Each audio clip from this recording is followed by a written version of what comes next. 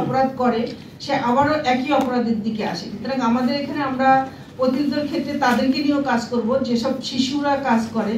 যেমন আমরা আমাদের এতে রিপোর্টে যদি আমরা দেখি, আমরা যখন যাব তখন আরো ভিতর দেখব, দেখা যাবে যে বেশিরভাগ ক্ষেত্রে মানে প্রায় 40%-এর বেশি হয়ে যায় যে বাচ্চারা প্রথম যে ছবিগুলো ইন্টারনেটে দেয় সেগুলো তাদের নিজেদেরই করা থাকে, বা কিছু কিছু জিনিস তারা নিজেরা করেই দেয়। কারণ বাচ্চারা কিন্তু খুব বেশি ক্রিয়েটিভ, তারা আমাদের বড়রা যতটা গ্রহণ করতে না পারলেও ওরা খুব দ্রুত গ্রহণ করে। কারণ সেগুলো কিভাবে আবার যাতে তারা না করে সেই জন্য তাদেরকে এই ঝুঁকি কমিয়ে আনার ক্ষেত্রে তাদেরকে কিভাবে মোটিভেট করা যায়, তাদের আচরণের পরিবর্তন করা যায়, সেই জায়গাটা আমরা প্রতিরোধ করার জন্য কাজ করে থাকি। আর সবচেয়ে বড় যে বিষয় হলো তদন্ত, এটা সংঘবদ্ধ চক্রের সাথে, অপরাধ চক্রের সাথে যুক্ত থাকার একটা সম্ভাবনা আছে কিনা বিশ্লেষণ করতে হবে আমাদের। যে কোনো এতে এগুলো, যে কোনো বাচ্চা যখন ইন্টারনেটে জড়িয়ে পড়বে দেখতে হবে যে এটা কি সে এককভাবে করছে নাকি একটা সংঘবদ্ধ চক্রের সাথে যুক্ত থাকার একটা সম্ভাবনা রয়েছে।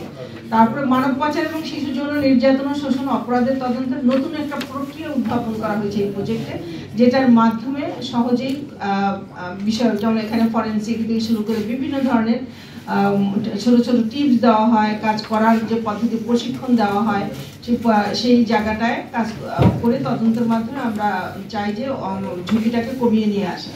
এরপরেটা আমরা চাই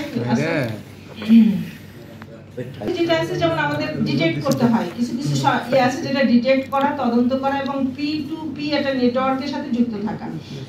এই ধরনের কাজগুলোর জন্য একটা নেটওয়ার্ক আছে, P2P যেটাকে আমরা বলি, সেটার সাথে যুক্ত থাকার একটা বিষয় থাকে। আর শিশু নির্যাতনের নতুন হুমকি সমূহকে মোকাবেলা করা, প্রতিনিয়তই কিন্তু শিশু নির্যাতনের নতুন নতুন হুমকি আসতে থাকে এবং সেগুলো বাচ্চারা যেহেতু ক্রিয়েটিভ, তারা নিজেরাই অনেক সময় অনেক নতুন নতুন ধারণা তারা ক্রিয়েট করে থাকে।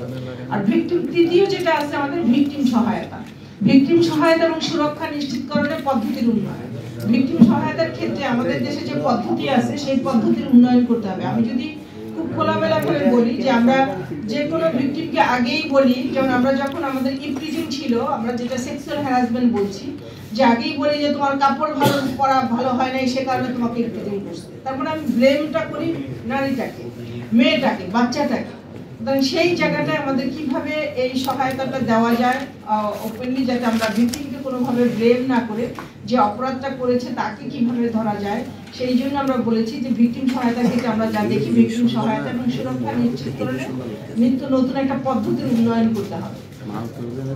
মানব পাচার এবং শিশু যৌন নির্যাতন ও শোষণের ভিকটিমদের প্রভাবটাকে প্রশমিত করার জন্য নতুন একটা পদ্ধতি আনতে হবে এবং এটা স্বল্প মেয়াদে এবং দীর্ঘ মেয়াদে যাতে কাজ করতে পারে, যাতে ভিকটিম হবার সম্ভাবনাটা হ্রাস পায়, সেই জায়গাটাও আমাদের একটা প্রজেক্টের একটা মেইন একটা উদ্দেশ্য।